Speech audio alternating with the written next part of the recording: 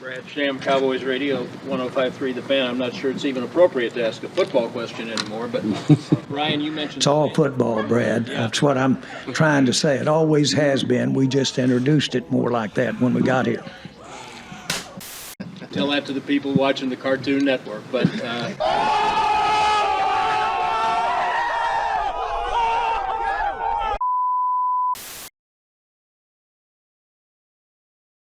Get your popcorn ready as we talk about ball. Angry Cowboys fan podcast, and it's on. Get your popcorn ready as we talk about ball. Angry Cowboys fan podcast, and it's on. And it's on. And it's on. What's going on, Cowboys Nation and angry Cowboys fans around the world? Y'all know who it is. It's your man, the Angry Cowboys fan and Cowboys Nation. Do we have an episode for you on today's episode of the Angry Cowboys Fan Podcast? But first and foremost, let me give a shout out to Jeremy Betts as well as Julius for the Cash Apps. I truly appreciate your contribution and support to the Angry Cowboys Fan YouTube channel. Thank you so much for supporting what we do here, but most importantly, thank you for being DC for life. All right, Cowboys Nation. Everyone has seen the pre-training camp press conference with Jerry and Stephen Jones, as well as Brian Schottenheimer. Everyone has seen the clown show that continues to go on in Oxnard. A lot of content creators have given their perspectives on the press conference, but I wanted to sit back, watch it a couple of times, and then give my thoughts on it. Well, here's my conclusion.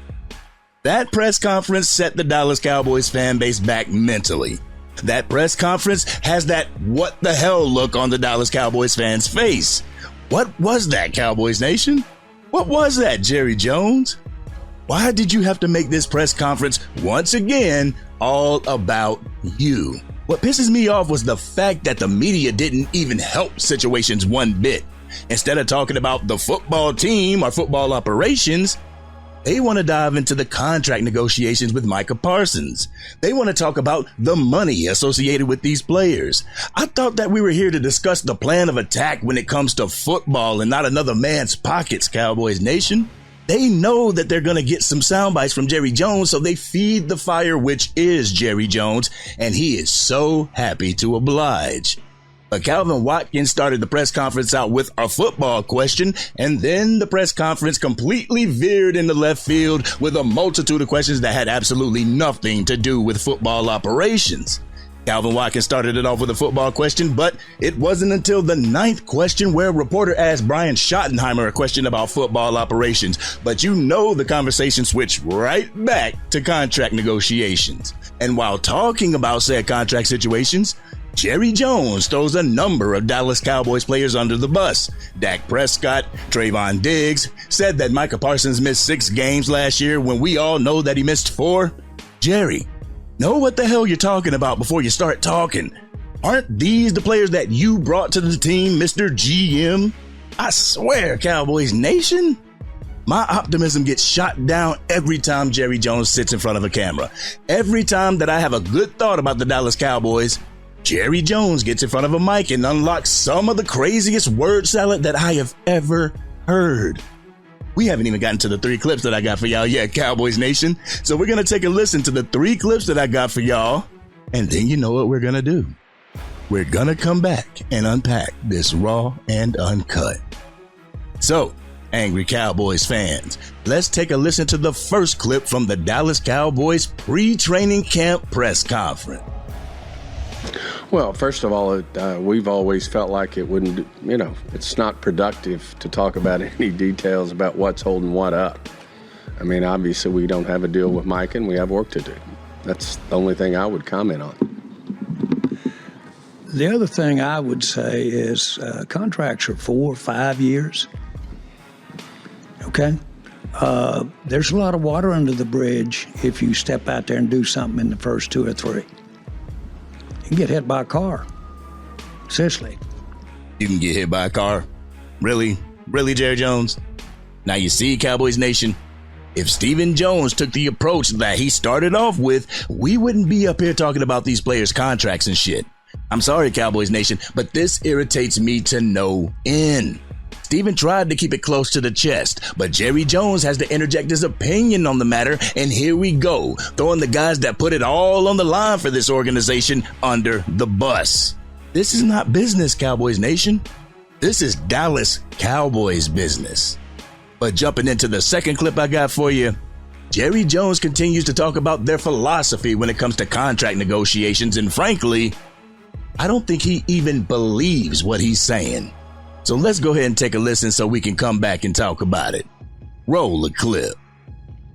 Have you ever thought that when it's low, they're counting on it going up? And those are the numbers that are coming out? Not the ones that are going on right there. Have you ever thought about that? That's it, 90% of the time. They are not dealing with you in those numbers today. They're dealing with projected numbers, which also usually have more fluff than reality. They've usually got not imagination, but an expectation that those numbers are going to be higher than they are. And there's a debate. Okay, what if we're sitting here putting the club together and we're trying to get them and we don't believe they're going that high? Only God really knows, you know. So all of that comes to play. But Jerry Jones, don't you project where the salary cap is going to be? Don't you project how far of a jump that the salary cap is going to take? You're talking about the players do this, but you can do this as well. You can get ahead of the curve and actually sign these guys before it becomes a huge issue. But you want to watch leaves fall. That has been the issue with the Dallas Cowboys. That was the issue with Emmitt Smith. And you talked about Emmitt Smith during this whole thing. This is the problem with Dak Prescott last year, CeeDee Lamb last year. You want to watch leaves fall. But the thing is, Cowboys Nation, this business that they call football, it doesn't give you time to watch leaves fall unless you want to pay to watch that foliage. But now jumping into the last clip, Brian Schottenheimer is asked about his hunger to win and how it would translate to this Dallas Cowboys team. Finally, a football question. So let's take a listen to Brian Schottenheimer so we can come back and unpack this raw and uncut. Your hunger to win and win a Super Bowl for your family, for yourself. Yeah, one thing I would say, Clarence, is, the hunger I have now is for the young men in that locker room. It's for the Joneses. When we win a Super Bowl, my dad will get a ring. I can promise you that. Look, this is something where I grew up with a father that there was one goal. And he was very open talking about Super Bowls and winning a World's Championship, and he never did it. It doesn't change his legacy and how good of a coach he was and the type of impact he had on people's lives. But, these guys over here, they have Super Bowls. They've won rings. I don't have one. And I want one in the worst way, and I'm willing to work my ass off and lead this group of guys whatever way it takes to help them achieve that. But it's really not just for me. If anything, it's more for them. I know Brian Schottenheimer wants to be modest and everything, but after losing a loved one, you want to put everything in your power to the goals that you set so that you can show your loved one that you were able to do it, especially when the loved one that's not here has the exact same goal as you. But y'all ready for this raw and uncut? Y'all ready? Let's get it. I swear to you, Cowboys Nation, it's like we take 2 steps forward and 3 steps back. Y'all remember that old Paula Abdul song? When moves are being made and there's no Jerry Jones in the front of the camera, it seems as if the Dallas Cowboys mean business. It seems as if the Dallas Cowboys know what they're doing. As soon as we hear from Jerry Jones, all that shit's out the window, Cowboys Nation. He continues to feed into the questions that the media has for him. They continuously set him up like an alley-oop to give them the sound bites that they're looking for. It's like Jerry Jones is the volleyball getting set up for the spike, and he gets spiked every single time. But why does Jerry Jones feel the need to put down all of the guys that are going to take this field to bring this ball club a championship? Why does he feel like it's the best way to negotiate, Cowboys Nation? I've been asking this for a long time. Why does this team feel like it's appropriate to negotiate contract situations in the media? Why do y'all feel that it's necessary to bring it up again at this press conference? We know that Micah Parsons missed 4 games last year, but apparently you don't because you said 6, Jerry Jones. Do we need to be reminded about Dak Prescott's injury? Oh, believe me, Jerry Jones, Cowboys Nation is fully aware. But you know, Cowboys Nation, I came into this press conference with the thought of getting some questions answered as far as what Brian Schottenheimer plans on implementing when it comes to this offense. What they would be looking for starting in training camp. What they would be attacking first. No, Cowboys Nation. We had to be subject to over 55 minutes of contract talk. They even ended the damn press conference with a question about Kevontae Turpin's arrest. I learned absolutely nothing important from this press conference, Cowboys Nation. But what happened to the days where people moved in silence, where deals were done and the Dallas Cowboys fans had no idea that those deals were done? Sometimes they got done overnight. We would wake up to news, oh, this person was signed to the Cowboys?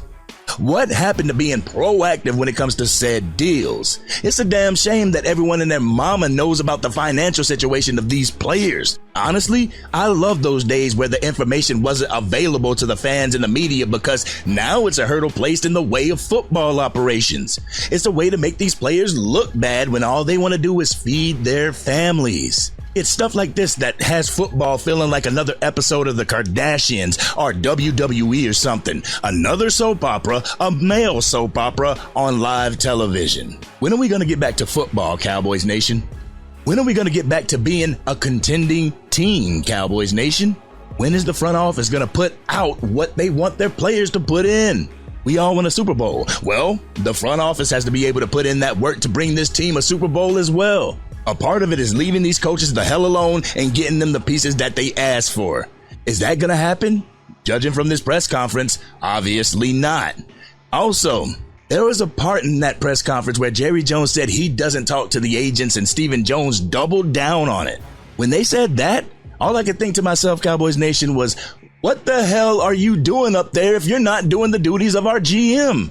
If it's Stephen Jones talking to these agents and doing the deals, why does Jerry Jones have the GM title? Is he the GM in name only? Is he being dangled in front of the media as the GM? Or is it Stephen Jones pulling the strings? Whatever it is, Cowboys Nation, the Dallas Cowboys need to get their minds on football and stop juggling in front of the cameras. You keep doing that, then the Dallas Cowboys won't get close to where they want to be. You keep treating these players like that, and a number of players that's worth anything will never want to come play with the Dallas Cowboys. Hint Baltimore Ravens wide receiver Rashad Bateman and his words about the Dallas Cowboys. But real talk, Cowboys Nation, this is so counterproductive to the growth of this football team. The continued conversation about the contract negotiations and players' contracts take away from day-to-day football operations. It takes away from the security of the players that they're going to go out there and put it all on the line for you. Oh yeah, speaking of that, Jerry Jones said something about what if you pay a player, then they go out and they get hit by a bus or something. Well, Jerry Jones, their family wouldn't have to worry about anything. Their families would be set for life in that case. Think about more than just yourself in this whole scenario, Jerry Jones. But what's the likelihood of that happening?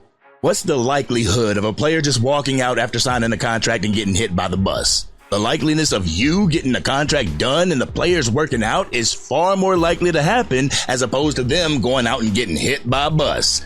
Come on, Jerry Jones, man, stop it. But I'm still excited to see what Brian Schottenheimer and company has in store for this Dallas Cowboys team. Even though Jerry Jones tries his best to stomp on the hopes and the dreams and faith that I have for this team by having a stupid-ass press conference before a training camp, I have faith in Brian Schottenheimer to get this team to where we're having success, more success than last year. I'm fully aware that a Super Bowl doesn't come just to anybody. You gotta work for them. My thing is that I hope Jerry Jones stays the hell out of the way so they can make this happen.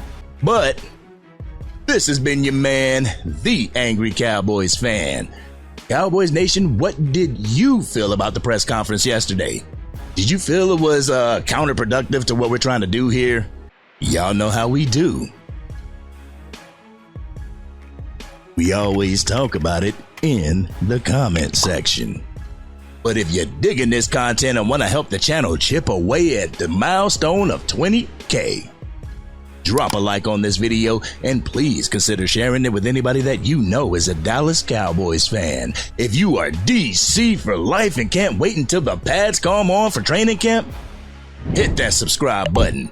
Hit the bell to be notified whenever I go live, release a video, podcast episode, film breakdown, or Madden 25 or College Football 26 gameplay. As time marches on, I'm starting to cope a little bit easier with the loss of my brother. I want to thank everybody who continues to have me in their thoughts, who continues to have me in their prayers, and I also want to extend my deepest condolences and sympathies to our sister, Sadiqa Charles. Cowboys Nation loves you, Sadiqa, and we have you right here in our chest plates. We're sending virtual hugs your way. But Cowboys Nation, set your goals and go after them. Exactly what the team should be doing, setting their goals and going after them. The thing is, just because you don't make your goals when you set them, doesn't make you any less than.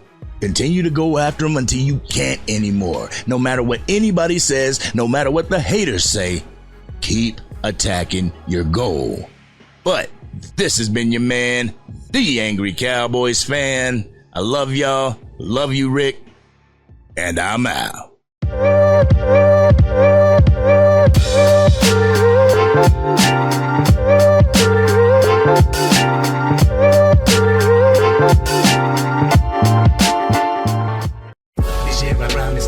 Dang, Angry Cowboys fan, you done made it through the entire video. But if you want more content, you can definitely go to this video right here. Or if you want the latest episode of the Angry Cowboys Fan Podcast, you can go right here. But whatever you do, like, share, and subscribe to the channel, but remain DC for life.